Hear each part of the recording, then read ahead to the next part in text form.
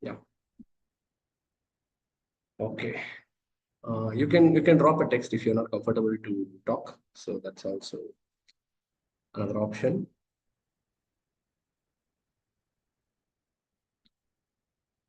Yeah. Chalo. So today we are supposed to talk about nucleic acid. Am I right? Nucleic acids and the structure of DNA. Yes or no? Chalo. Yes, So this is what I was told, and I hope you had the better understanding of the last topics. It might be, most important thing is lipids and polysaccharides. If you are very much aware with lipids and polysaccharides, it's well and good, and the classes went really well. So I'm really sorry that I was unavailable for the English sessions. So from now onwards, I'll be regular. uh, okay. So it's a little rough because we are this is my first class with you guys. Okay. So chalo, let's go. So in the last class, you might have studied about polysaccharides in biomacromolecules. And in this class, we're going to start with, nucleic acids. So if you see the whole biomolecules, one important molecule that you come across is the nucleic acids. And in nucleic acids, why they are so important is because, see, for the whole of the life, that means if you take any cell or any living organism, one important key aspect they wanted is to transfer their genetic material. Correct, right? So why did they want to transfer their genetic material? For example, like my parents, if you take. So if you take my parents gave birth to me. And the reason, if you see in every living organisms, why this reproduction happens is because the transfer of characters from one generation to another generation has been a key aspect to maintain the species. Correct, right? To maintain like human-like characteristics or any animal-like characteristics or bacterial-like characteristics from one generation to another generation. So there is another biomolecule which plays a very key important role. And we call this a biomacromolecule because we know that the size of this biomolecule or the density of this biomolecule is above what? So that is my question. So Trisha, my question for you is, since you're here in the class, I have to ask you. Okay, so please bear with me. So my question is, what do you call a biomicromolecule and what do you call a biomacromolecule? Can you please answer this?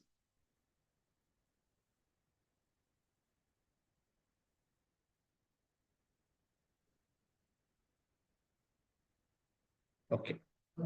Please take your time. Okay. Please take your time in answering. You can leave your answer in the chat box. So I will be checking the chat box. Okay. So nucleic acids. What are nucleic acids? So yeah, you have an answer. Very good. So sir, I wasn't in the last class. All right. So chalo. See, if you want to check up what is your biomicromolecule and what is biomacromolecule, you have something called as molecular density. Okay. So just give me a second, please. Excuse me. So what is biomicromolecule and macromolecule? See, every single molecule that we have in our cell can be separated. And during the separation process, we subject it to a process called centrifugation. Anyways, I will revise it again when we have time. So when we see the density of molecules, if they are below 1,000 Daltons, okay, if they are below 1,000 Daltons, they are called as biomicromolecules. If they are above 1,000 Daltons, then they are called as biomacromolecules. And polysaccharides you have already discussed, and lipids you have discussed. And now it is time for nucleic acids. Okay. So what are nucleic acids? So the two important nucleic acids we have is DNA and RNA in all biological living organisms. In all cells, we have DNA and RNA as our nucleic acids. So we have to see what they are made up of. So I think you are aware of what is DNA. Maybe you might have not known what is the composition of DNA. That means what is DNA made up of or what is RNA made up of, you don't know. But you know one thing. What is that? What is the role of DNA? You know that every living cell has a nucleus, and in the nucleus, we have something called as chromosomes. And these chromosomes are responsible for transferring the genetic genetic material or transferring the information from one generation to another generation. So the role is more than that. Okay. But anyways, if you see the two, two different molecules that take this responsibility is DNA and RNA. So if I check what is DNA is made up of, what is RNA is made up of, then we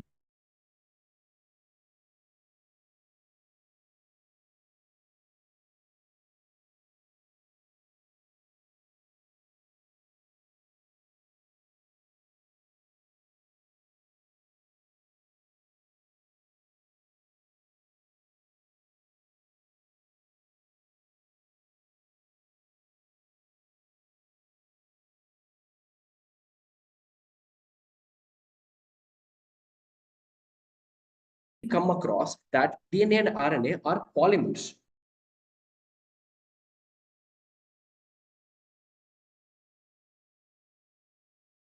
Oops. Sorry, Trisha. Now I think you can hear my voice. Yeah. Yeah, I was talking about the DNA and RNA. So the composition of DNA or RNA is made up of what? Monomers called as nucleotides. So what is a monomer? Imagine a chain. Imagine a chain. And in a chain, you can see that there are links, each link connected together, correct? No? So there are links connected together like this. And these links, each link is called as what? A monomer. Each link is called as what? A monomer. So they are the smallest unit that you can look into at molecular level. Okay. So if I talk about DNA or RNA, they are made up of monomers such as nucleotides. Okay. So what happens? There are four different types of nucleotides.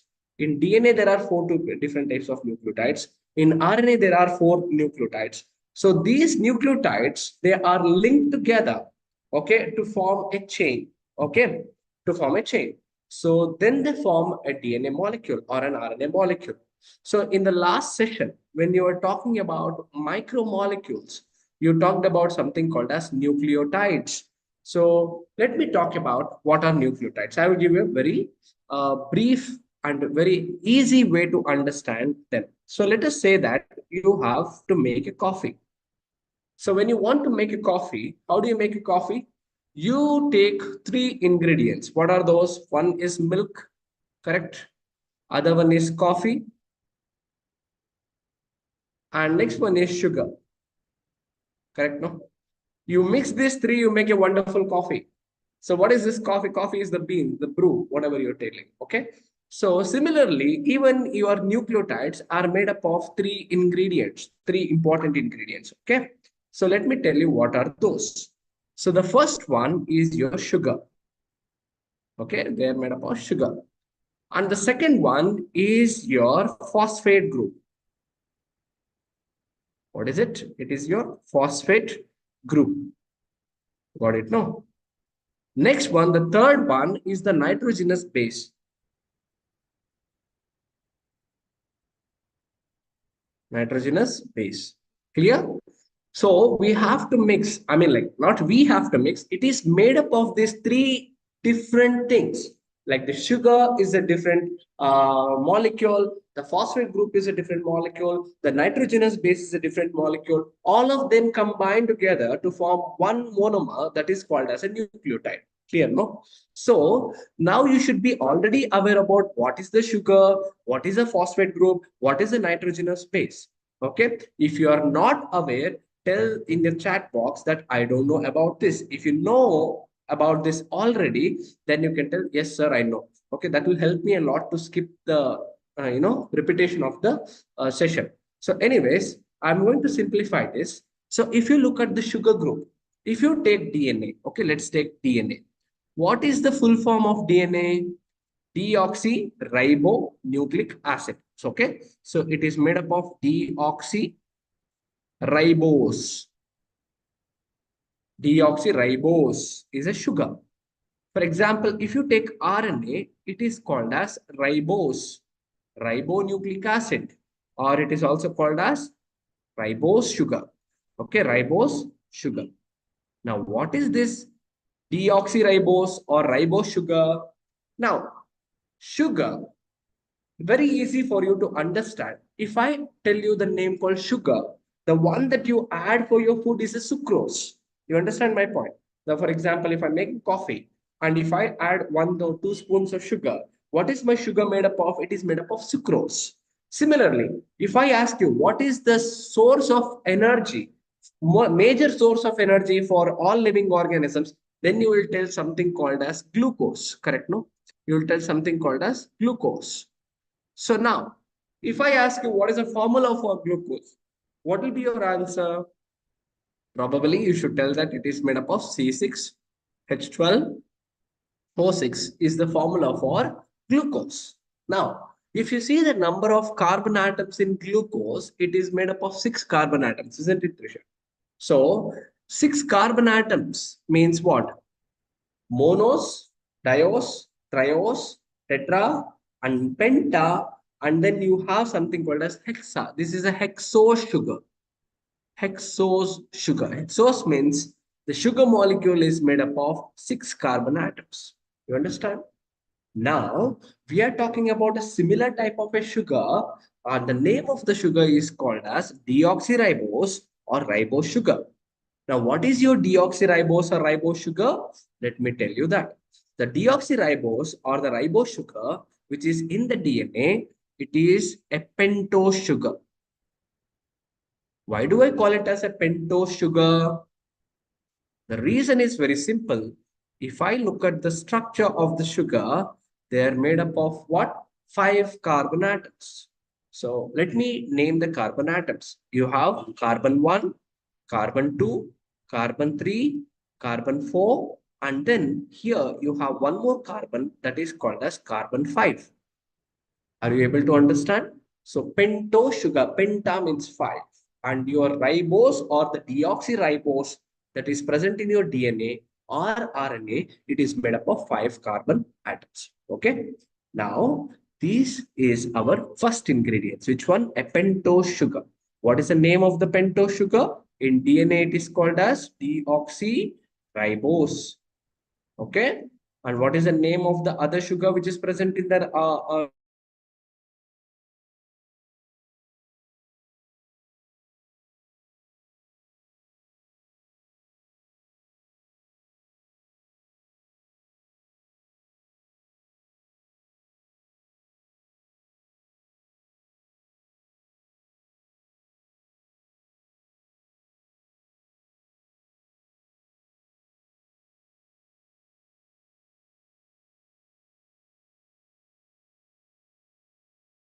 RNA, it is called as ribose sugar. So,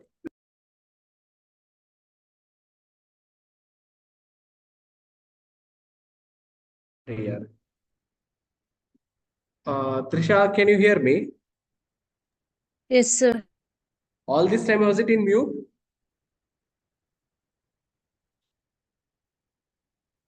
Correct.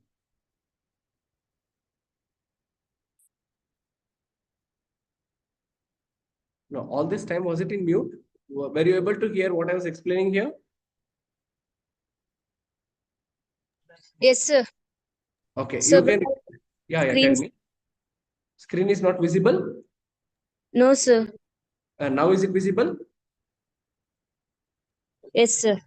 Yeah, please respond. Okay, that will make me easy. So you can leave your microphone on. There is no problem. Since you're the only student here, so it's okay for me to interact with you. Okay. Chalo.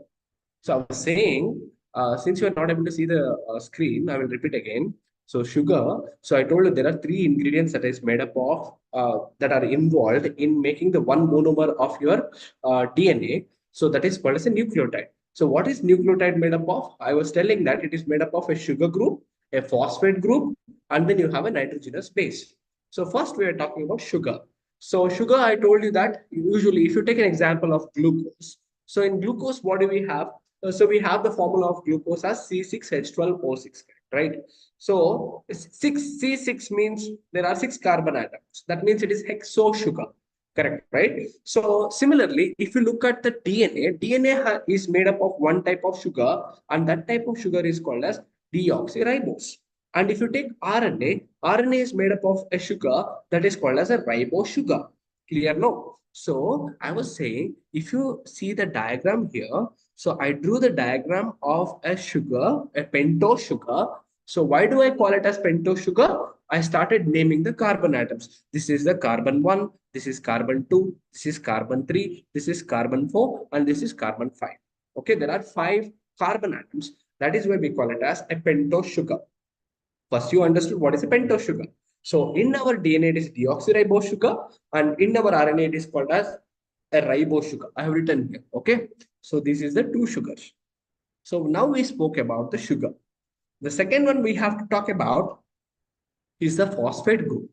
See, while making the molecules, our body utilizes several agents or several molecules for the help. So, to get the phosphate group, to get the phosphate group, so initially what happens? H3PO4. What is H3PO4? It is called as phosphoric acid. Correct? No? So this phosphoric acid comes and interact with your what? Your pentose sugar. I'll write it here. Okay? It will interact with your pentose sugar. So finally, what happens is this H3PO4 will be broken down. Okay, will be broken down. And see, this is your pentose sugar. And I told you this is your fourth carbon atom. And here you have the fifth carbon atom. To the fifth carbon atom, what happens is a phosphate groups attached here. You can see here. Okay, you can see here one H, another H you have here, and there are three O. You can see one, two, three. Three O's are there. So H3PO4, they combine with your the pentose sugar at the right position. So now what happens? Let's see here. At the fifth carbon atom, this phosphate group comes and attaches to your phosphate group. The fifth carbon atom of your pentose sugar will interact with your phosphate group and makes a bond. And this bond is called as phosphoester. Phospho, sorry, my handwriting is a little bad. So let me write it here. Phosphoester. So a phosphoester link is established between the fifth carbon atom of the pentose sugar and the phosphate group. Now, this is very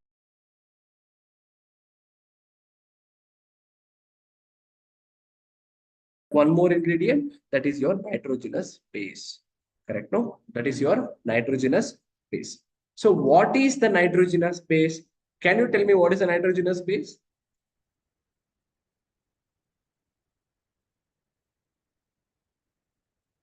If you can't tell what is nitrogenous base, I will ask you one more difficult question more than this. What are the two types of nitrogenous base we have, Trisha?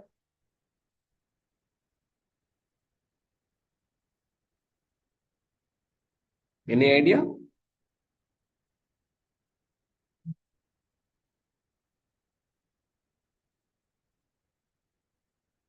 No? Yeah, here you go. No, sir. Cool, no problem. So, nitrogenous bases are of two types. One we call it as purines. Okay?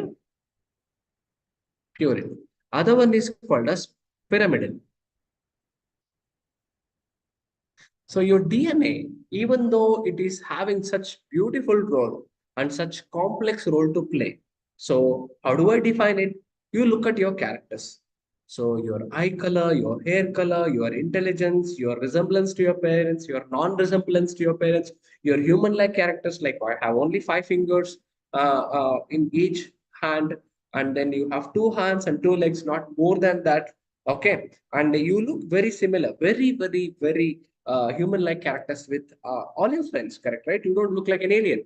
So that characters, okay, all of them are encoded like information. They're like, like for example, if you have your phone and let's say you're using WhatsApp or Instagram, how do you operate those apps? They're made up of programs, correct, right? They're written, the programs are written how the app has to operate. Similarly, the program is written in your each cell on how you have to behave, how your cell has to behave. So for them, the reason becomes on the nitrogenous basis. So what are nitrogenous bases? The whole of the DNA is made up of four nitrogenous bases: adenine, thymine, cytosine, guanine. So you can see here. So this is adenine, this is guanine, this is cytosine, and this is thymine. So these four are called as nitrogenous bases. Okay. So if you look at the structure, there are the thymine and the cytosine are made up of single ring. Correct? No, they are made up of single ring. And this ring is like this. You can see the structure. Oh, sorry. I will write it again. So you can see here, the ring is like this. Correct? No? So you can see that there are six atoms. One, two, three, four, five, and six atoms are there in this structure. So since it is made up of six atoms, in these six atoms, you can see that there are carbon atoms are four and nitrogen atoms are two. So whenever you have four carbon atoms and two nitrogen atoms, and it is in the arranged in the form of a ring, and this is called as a pyramidal ring. What is it called as? It is called as a pyramidal ring. So whichever the structure it is made up of, a pyramidal ring, they are called as what? Pyrimidins. So what is your pyrimidins? Your cytosine is a pyrimidin and your thymine is a pyrimidin. So this is one type of nitrogenous base. Clear? And the other type of nitrogenous base, you can see that it is made up of two structures. So what are the two structures? You can see here. One is a six-numbered ring and the other one is a five-numbered ring. Okay. So the six-numbered ring, I already told you that it is pyramidal ring. So that is made up of what? Carbon 4 and nitrogen 2. Whereas the other ring is made up of carbon 3 and nitrogen 2. So this carbon 3 and nitrogen 3 ring is called as imidazole ring. So since it is made up of two different shapes of rings, one is a six atom ring, other one is a five atom ring. So this is called as what? It is called as heterocyclic structure. So what is a heterocyclic? Hetero means different.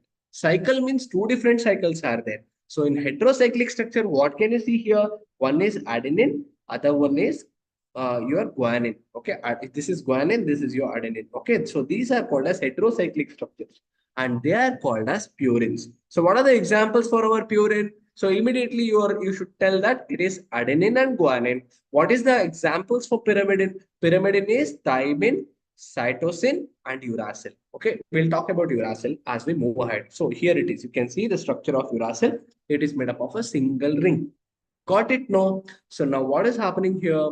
Now we understood that we have a pentose sugar, and in this pentose sugar, we know that this is the fifth carbon atom, and this is the first carbon atom, and this is the second carbon atom, and the third carbon atom, and the fourth carbon atom. We understood at the fifth carbon atom, a phosphate group came and attached through phosphoester linkage. Whereas now you have your first carbon atom. In the first carbon atom, what happens? Your nitrogenous base. You can see here your nitrogenous base. What is your nitrogenous base? Here is it is. Whether it is cytosine or it is uracil or it is adenine or it is thymine or it is guanine, anything can come and occupy the first position. Got it? No? So they occupy the first position. When they occupy the first position, they have to form a bond, no? So what kind of bond they form? They form something called as N-glycosidic, sorry, N-glycosidic linkage. So this is an N-glycosidic linkage or a bond. Here it is what bond? It is called as phosphoester.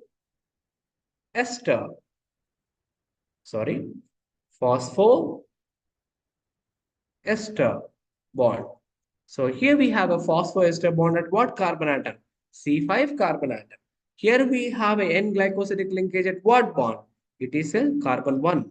Okay, remember to make a nucleotide, you need carbon 1 and carbon 5. And in a carbon 1 position, what do you have? You have a nitrogenous base.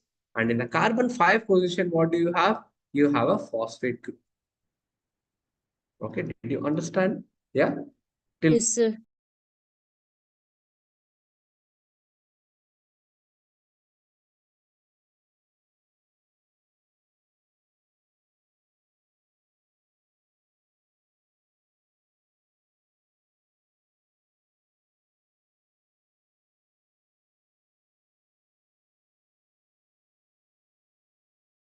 once if you have understood good enough, if you don't understand, then we can look into places where you have doubts. Okay. So now we understood this is one monomer. So one monomer of your DNA or RNA, it is called as what? It is called as a nucleotide. So now this is the structure of a nucleotide. Now you can see here very clearly. So this is the structure of the nucleotide, which is present on your slide. So like this. Now, what happens? We need one nucleotide. Let's say this is one nucleotide, and we have to attach another nucleotide, and then another nucleotide, and then another nucleotide. Correct, no? So DNA is a chain, and RNA is also a chain. So we have to understand what is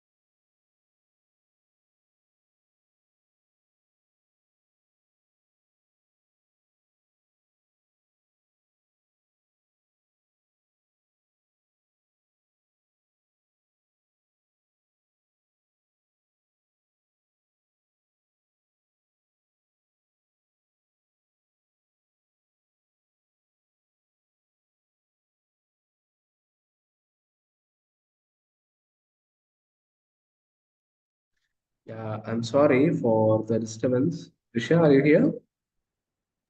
Yes, sir. Yeah, till what's the last thing that you heard? Just now the internet got cut, no? Yes, sir. Yeah. So are you able to follow what I'm trying to say? Ha, sir. Yeah, thank you. Thank you for the response, and it's really helpful. Okay, chalo. So I was telling, see, if you take DNA, the DNA is made up of two chains. Okay, so it is made up of two chains, something like this, something like this. Okay, so roughly. So let's say that we are talking about this chain, one chain. So let's say that we are talking about one chain. So what is that one chain made up of? It is made up of monomers. Okay. Our monomers is what? Nucleotides. So how is one nucleotide is attached with another nucleotide is what question mark. So we have to answer that. So let's say that I have one pentose sugar. Okay. So this is my pentose sugar, and this is another pentose sugar, and I have another pentose sugar. Okay. So each pentose sugar is our one nucleotide. No, one nucleotide can have only one pentose sugar. So I have already told you that this is C1, this is C2, this is C3, this is C4, and then you have your C5.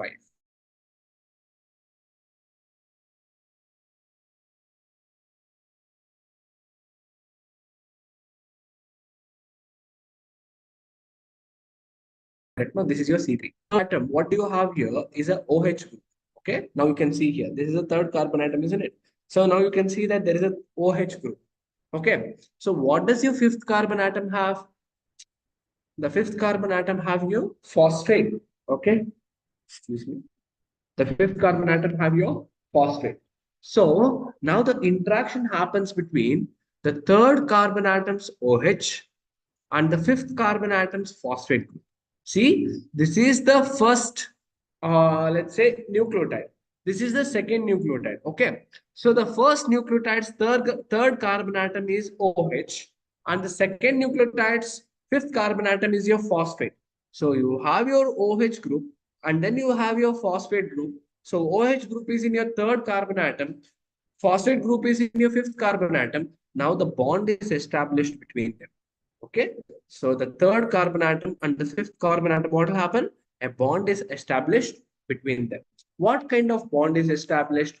This is called as phosphodiester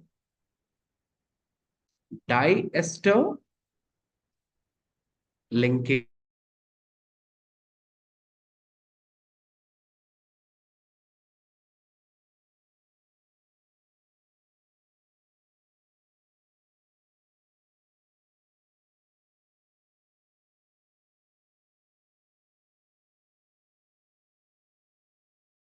Third carbon atom's OH group and the fifth carbon atom phosphate group, what they make? They make a linkage.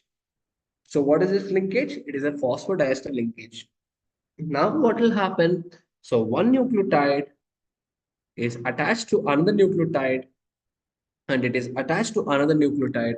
So what is it forming? It is forming a poly. Poly means what? Many. Polynucleotide chain. Okay, it creates one polynucleotide chain.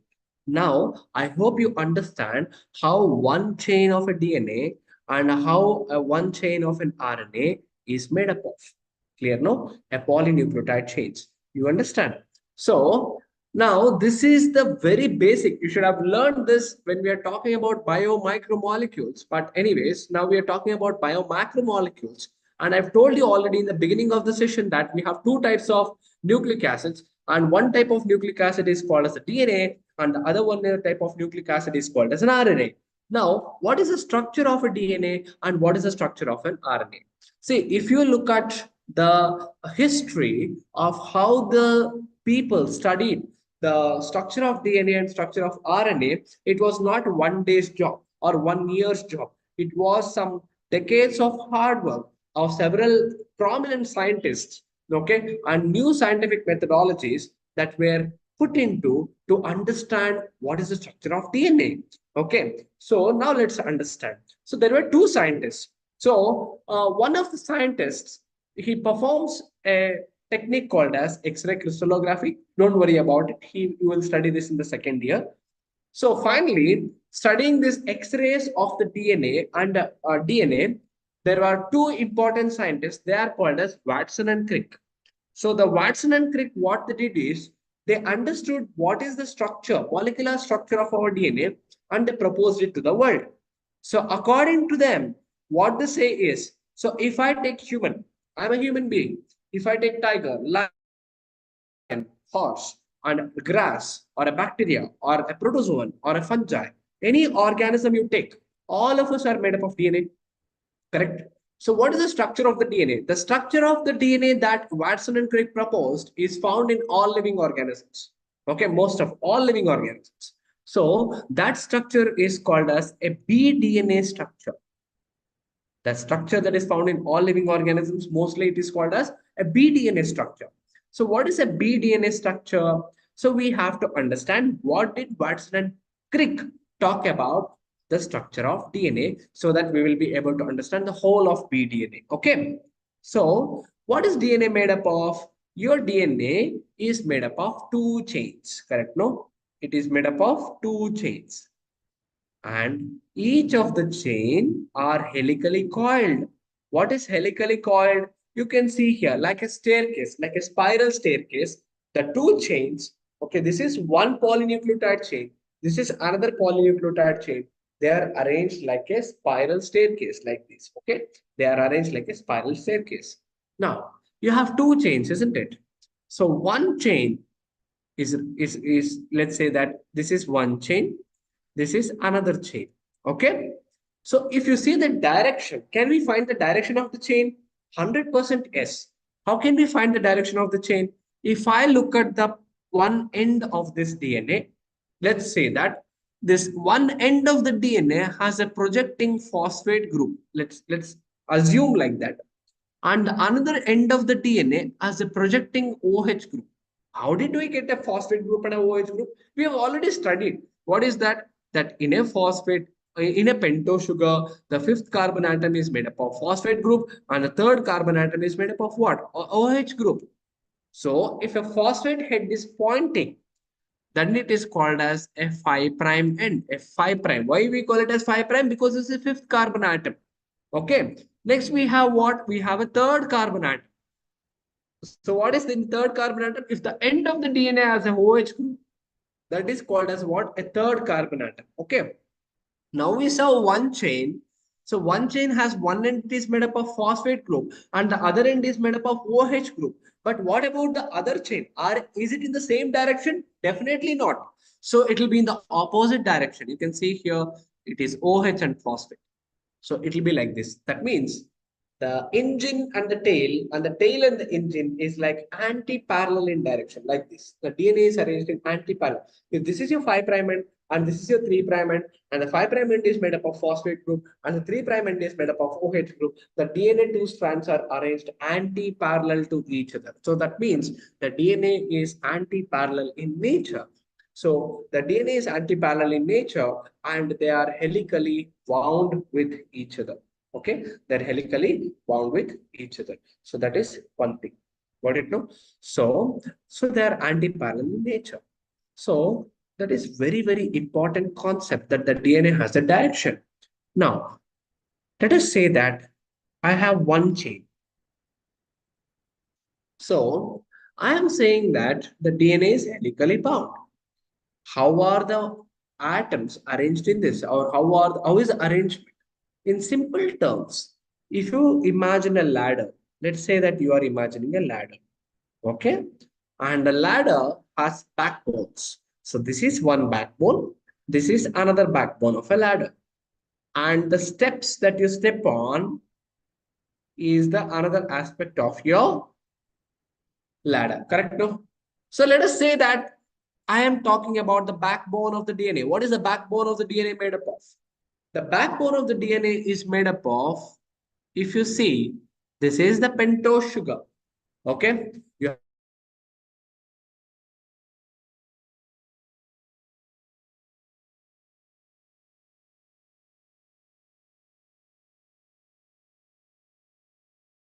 and then you have a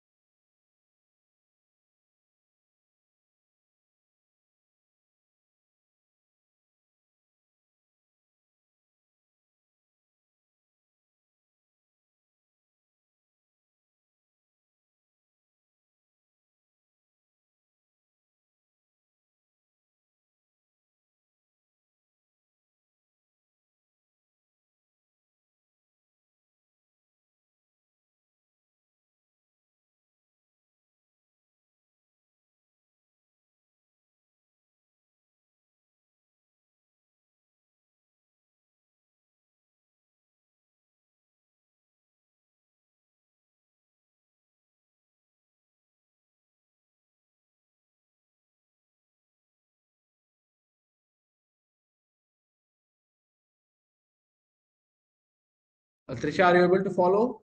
Are you able to hear me? Yes, sir. Yeah. I think we're talking about the backbone of DNA. Did you understand till now? Yes, sir. Okay. Hopefully, chalo. So the backbone of the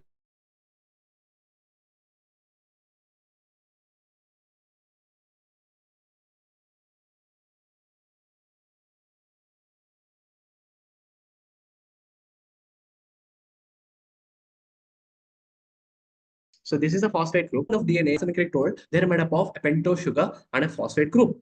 Now, what about the nitrogenous bases?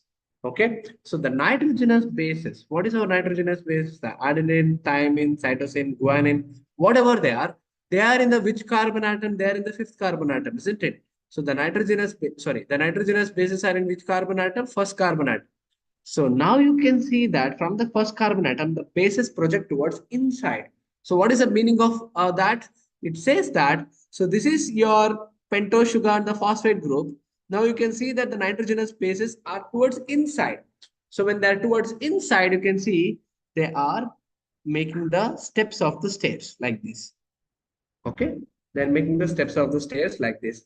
So this is how each polynucleotide chain is arranged. Now, the question is how each chain is attached with another chain. Now, you know that already the DNA is made up of what? It is made up of two chains, correct? No, which are anti-parallel to each other. Now, you know what is anti-parallel. So, one chain is running from 5' to 3' direction. Other chain is running from what direction? 3' to 5' direction. Now, you know what is anti-parallel condition for the DNA.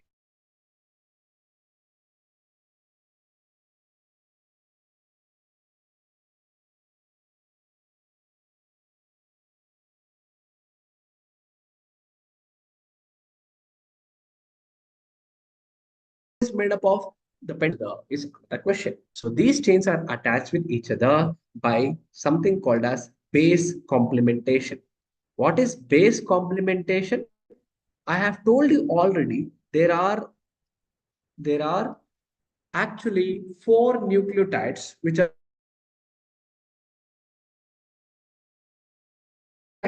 adenine, thymine, cytosine, and guanine. What is complementation? For example, if I buy chapati, I will always get sagu. If I take puri, I'll get potato kurma, whatever it is. I don't know the dishes which dish you belong to. Like if I take rice, I have to get rice or rasam. Sorry, if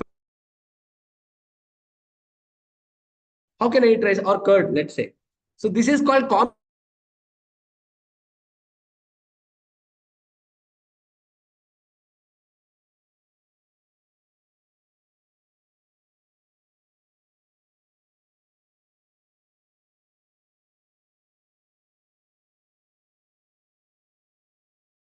I have adenine in this chain. The opposite chain will have what? Thymine.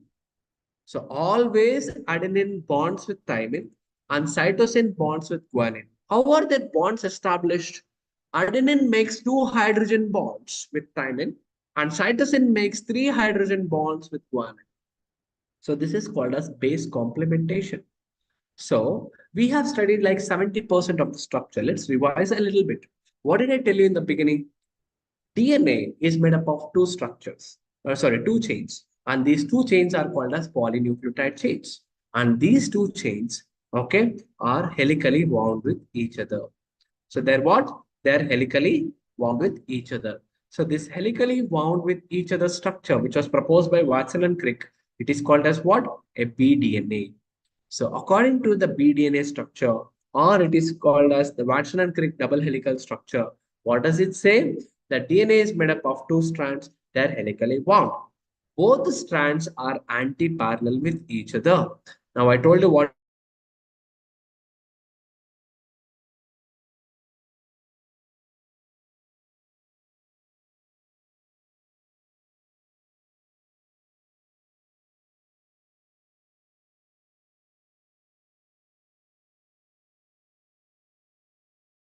parallel. One chain goes from 5' to 3' direction, other chain goes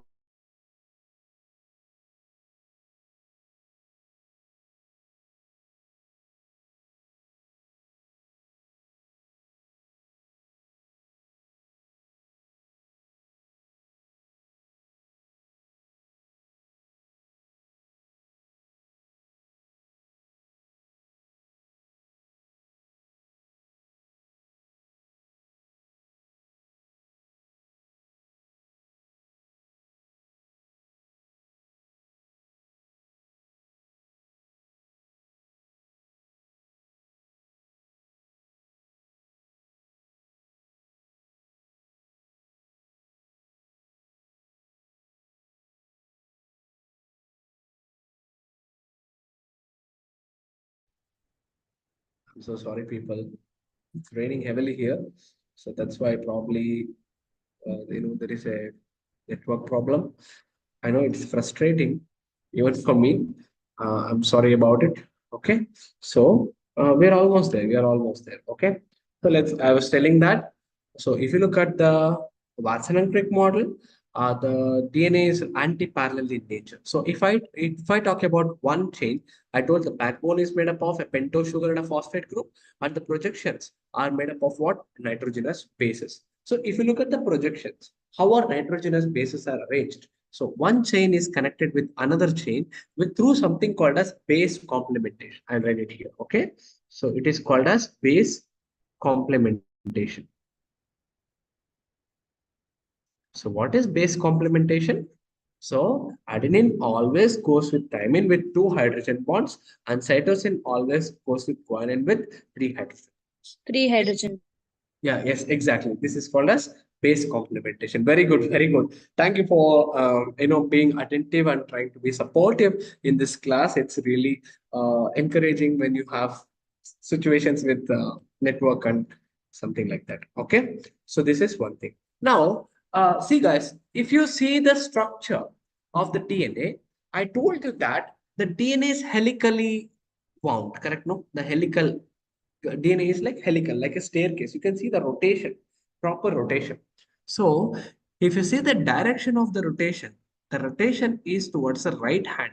So what is the right hand? So, see, it goes towards the right. That means the spin is towards the right.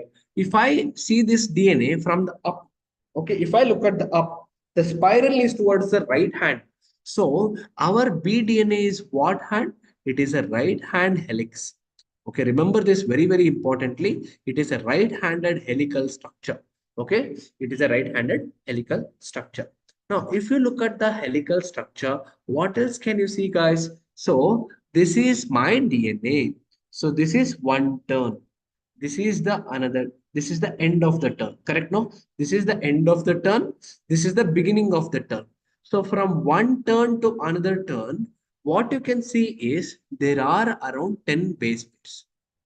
That means, let's say you have adenine, thymine, cytosine, guanine, guanine, guanine, cytosine, thymine, 2, 4, 6, 8, and G. Okay. So there are 10 base pairs per turn. From here to here, if you count how many base pairs can you get? You can get 10 base pairs. So from this beginning of the turn to the end of the turn, what you see is there are around 3.4 nanometer in distance. The distance is what from one turn to another turn? It is around 3.4 nanometer in distance, or it is also called as 34-degree angstroms. Okay, the distance from one turn, beginning of the turn to the end of the turn is how much? 3.4 nanometers or 34-degree angstroms. Now it is simple mathematics for us to calculate that each turn is having how many base pairs? 10 base pairs. Now tell me, what will be the distance between each base pair? So the distance between each base pair will be how much? It will be around 3.4-degree angstroms, or it will be 0.34 nanometer. Correct, no? So the distance between one base pair to another base pair is how much? It is around 0.34 nanometer, or it is also called as 3.4-degree angstroms. Clear, guys? Okay. So it's a right-handed helix. Okay. So the distance between the each turn is 34-degree angstroms. Okay. And then you have your the distance between each base pair is how much? It is around 3.4-degree angstroms. So the measurements from angstroms to nanometer, you understand. It's 10 to the power minus 12 and 10 to the power minus 9. So you know the difference. So this is very, very important. And if you don't remember this, it's okay because you will repeat the same things even in your 12th standard. Okay. Anyways, so now you see, guys, I told you that if I look from the top, the DNA is like a spiral structure. So if it is a spiral structure, they should have a circumference. So the diameter of the DNA, not the circumference, the diameter, this is the radius and this is the diameter. So the diameter of the DNA is around 20-degree angstroms, or it is also called as 2.4 nanometer. So the diameter of the DNA is how much? 20 degree angstroms or 2.4 nanometer. It's a very, very important concept that you have to remember. What is the structure of the DNA? What is the backbone of the DNA is made up of? The backbone of the DNA is made up of pentose sugar and then your phosphate group. And the bases project towards the inside. The bases are complement with each other. So the adenine always points with thymine and cytosine always points with guanine. So each strand is anti-parallel with each other. One strand runs from 5' to 3' direction. The other strand runs from 3' to 5' direction. Okay. And the helix is a right-handed helix. Okay. It turns towards the right side. So the diameter of the DNA is 20 degree angstroms. Okay. From one curve to one full turn has how many base pairs? 10 base pairs. So each base pair, okay, the whole turn is how much? 34 degree angstroms. So the distance between each base pair is how much? 3.4 degree angstroms. Okay, is it clear? Did you understand the structure of DNA? Yeah, yes, no? Yes, sir. Yeah, I'm really sorry for all the nuisance with respect to network. And this is the first class, and soon we'll get to the